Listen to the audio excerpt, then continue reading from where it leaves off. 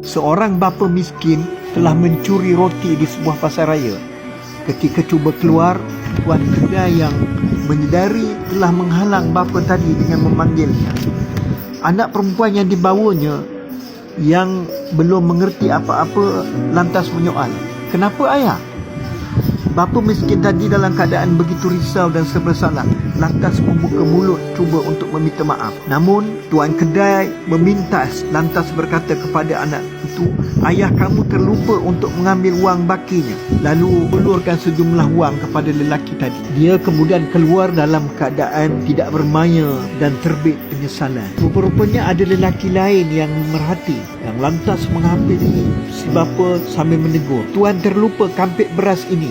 Video yang diterbitkan oleh seorang produser Iran ini pendek tetapi cukup memberi kesan, syarat dengan pengajaran dan kemanusiaan.